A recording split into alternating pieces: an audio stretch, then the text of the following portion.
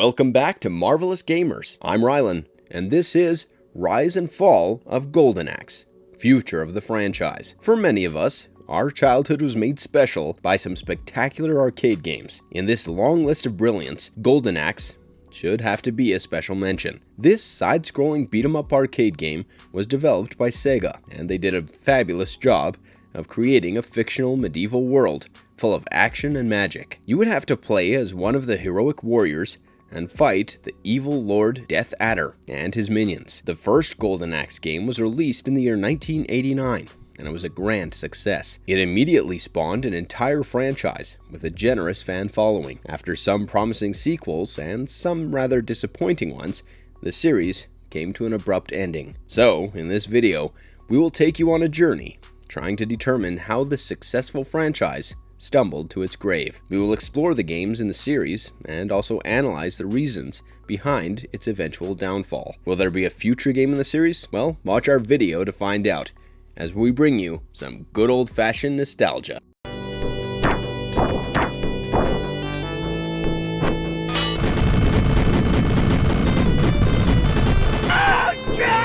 Golden Axe, 1989. This side-scrolling hack-and-slash game was released in 1989 by Sega for the arcades. Golden Axe is premised in a fictional land of Uria, and this is more of a Conan the Barbarian-style fantasy medieval world. The king and his daughter have been captured by a tyrannical, evil entity called Death Adder. He also has access to the mighty Golden Axe, which is the magical emblem of Uria. If the people don't accept him as their legitimate leader, he threatens to kill the royal family and destroy the Golden Axe. In this crisis, three warriors, all of whom have experienced their loved ones being killed by the Death Adder, set out to avenge their deaths. The first one is the battle axe-wielding dwarf named Gilius. The next is a male barbarian, Axe Battler, who wields two-handed broadswords, and the last is an Amazonian warrior, Tyrus Flare, who goes to battle with her longsword. They must defeat Death Adder and liberate the land. Makoto Uchida was the chief designer of the game, and he was previously credited for some wonderful work in Altered Beast. He did a great job once again, as the player has to take the role of one of the three warriors, who are on the above-mentioned quest to finish off the evil Death Adder. It has to be said that the Golden Axe was one of the best brawler games of that era. We have some wonderful memories of spending loads of coins to finish this game, but it still was quite a challenging task. You have to choose your character among the three, and then you prepare for 8 expensive stages, where you have to use the best of strategies, magic, and attacks to repel the enemy. Often, there would be way too many enemies on the screen, and you would have to unleash the fury of a magic spell. The gameplay had everything that a true action fan could ask for. You had a Conan look-alike hero, or a Red Sonja type hot Amazonian lady, and the side-scrolling adventure promised endless fight sequences. We primarily loved the backward sword spin on the Barbarian and Amazon, and Tyree's powerful kicks. The gameplay mechanics have aged like fine wine, and despite a few shortcomings, this game is regarded as one of the best in the franchise.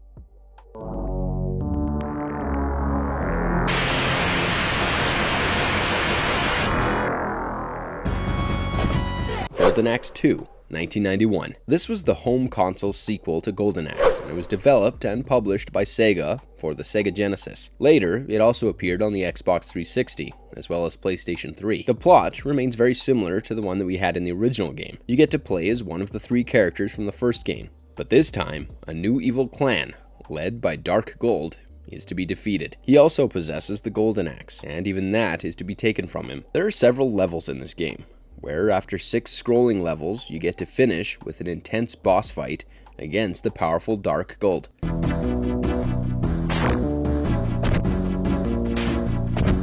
As Tyrus, Axe Battler, and Gilius Thunderhead team up one more time, we were left searching for something new. However, this game is very similar to the first one and adds nothing unique. The makers clearly went with the theory that you don't try to fix something that isn't broke. The gameplay remains exactly the same, with the only addition of some new enemies. But even the new enemies act like the old ones did in the first game. The enemy is a bit harder to defeat this time, and we were a bit disappointed by the lack of power-ups. If we had to mention another modification, it would have to be the magic meter. It allows you to choose how much magic you want to use,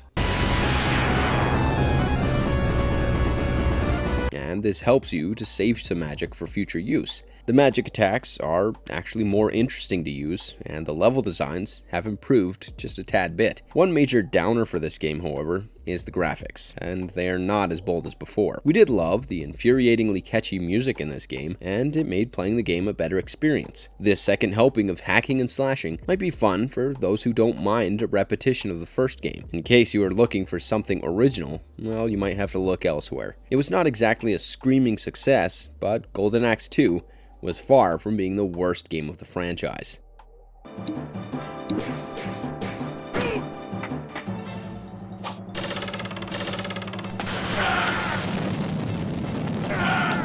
Golden Axe: The Revenge of Death Adder, 1992. This is the arcade sequel to the original Golden Axe, and it is similar in style of gameplay as its predecessor. The game was powered by a System 32 arcade board, and it enjoys better graphics than before. The Revenge of Death Adder was made exclusively to be an arcade version by Sega, and you get to choose from 4 new protagonists to be your playable character. The 3 protagonists from the previous game are no longer playable, but the task remains the same: defeating the evil Death Adder.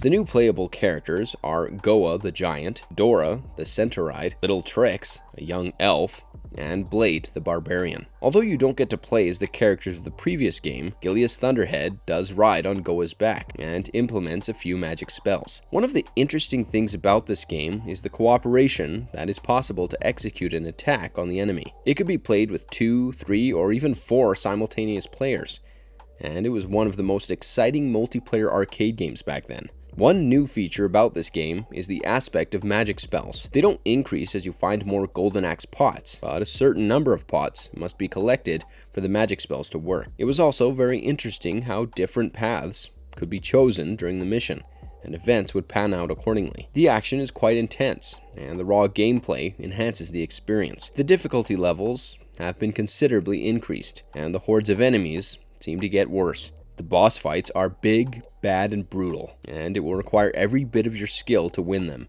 The game was widely popular, and people enjoyed the new introductions to the game. Some did miss the original characters, and the new ones were no less exciting. Besides the improved graphics, the rich and colorful backgrounds made for some terrific visuals, and the final boss fight, featuring Death Adder, looks out of this world.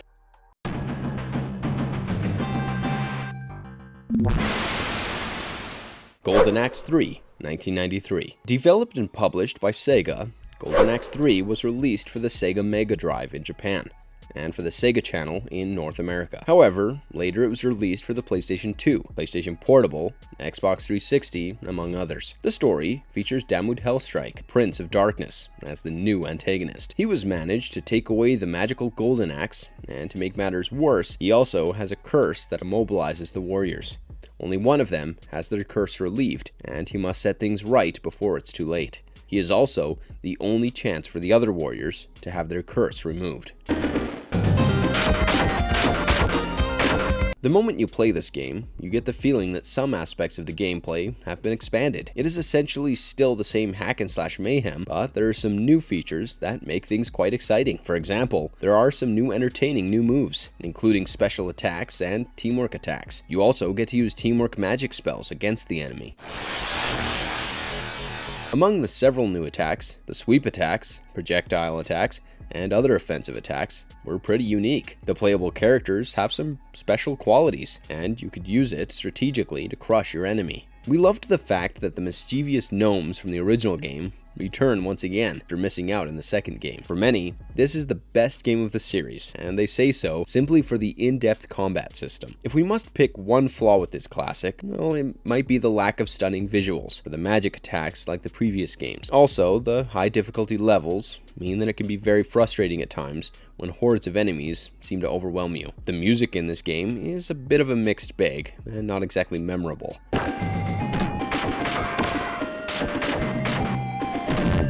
However, such flaws can be overlooked in the face of an unforgettable gameplay. After the dismal second game, it was a desperate attempt by the makers to revitalize the series, and they did a decent job with that.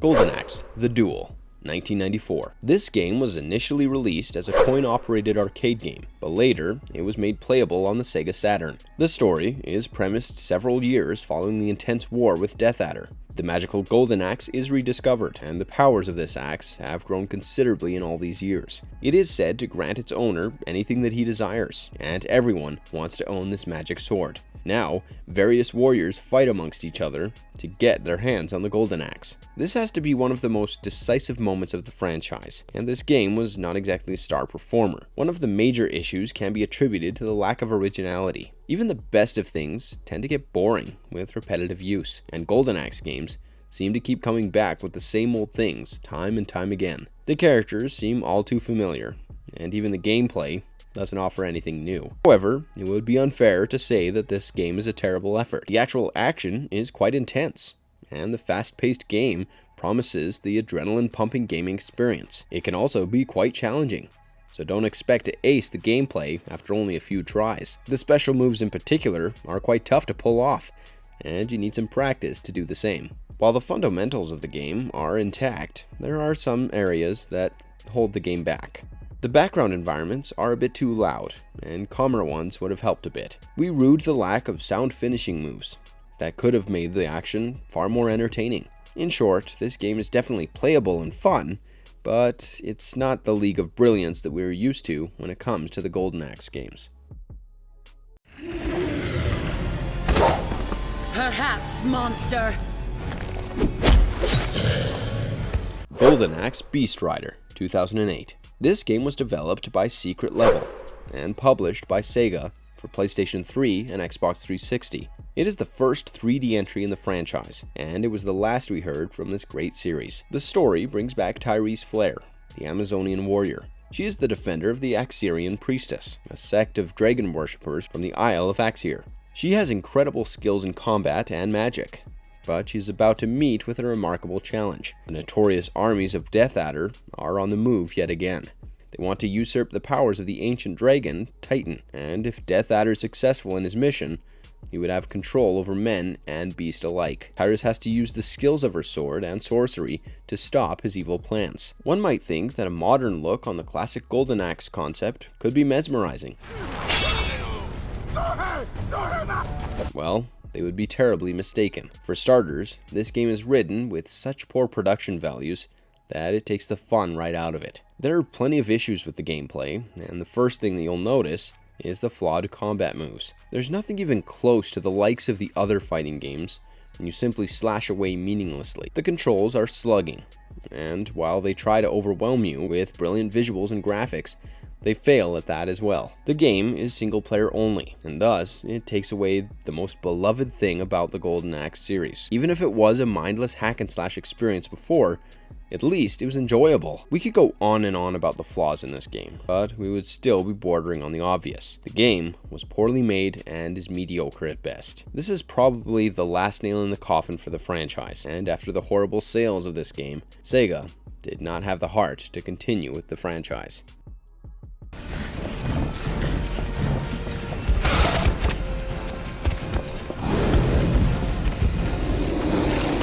Fall of Golden Axe. We just bashed Beast Rider for being a poorly executed game, and blamed it for being the final blow to the dying franchise. However, it could have also been a turning point for Sega if they went ahead with their initial plans for the game. You see, the developer, Secret Level, had pitched for a high-tech game that would provide a sandbox experience. The visuals were supposed to be terrific, and they would create the environments with a lot of time and effort. While this was acknowledged initially, Sega soon got stuck with other commitments. The biggest among them was the deal that they struck with Marvel for the new Iron Man game. However, there was one big condition. They would have to release this game to coincide with the movie, and it meant that the developers would be on a strict timeline. Sega was overwhelmed with the offer and immediately directed Secret Level to work on the game as a priority. Many members from the team that were dedicated to make Beast Rider a great spectacle were relocated to work on the Iron Man game to meet their deadline. As a result, the team that worked on the Golden Axe game was severely understaffed. They also faced some massive budget cuts to invest in the Iron Man game, and the end result was expectedly terrible. The members worked the best that they could, with limited budgets and manpower, but it wasn't enough to save the game from being a total mess. The visuals were compromised, and the finesse of the gameplay was completely missing. This marked the end of the promising franchise, and the fans are still waiting to this day for any signs of another game down the horizon.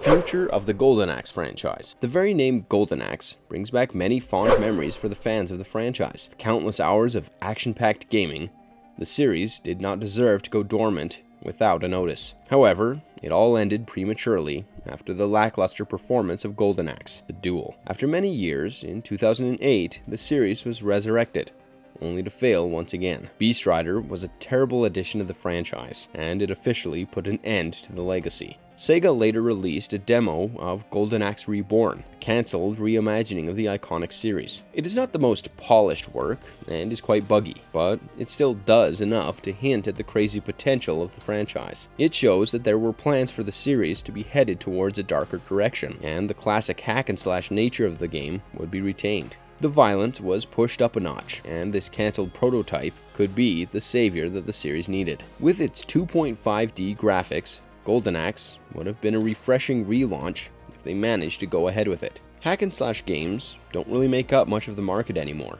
and the big developers certainly don't venture into these territories. Golden Axe might have fallen into obscurity over the years, but there is still an undeniable fan following. With new age technology, the series could receive a shot in the arm to success, and the new generation could learn to love the exciting series. However, truth be told, nothing of that sort seems on the cards, or at least not in the immediate future. All we can do is keep our fingers crossed, hoping against hope.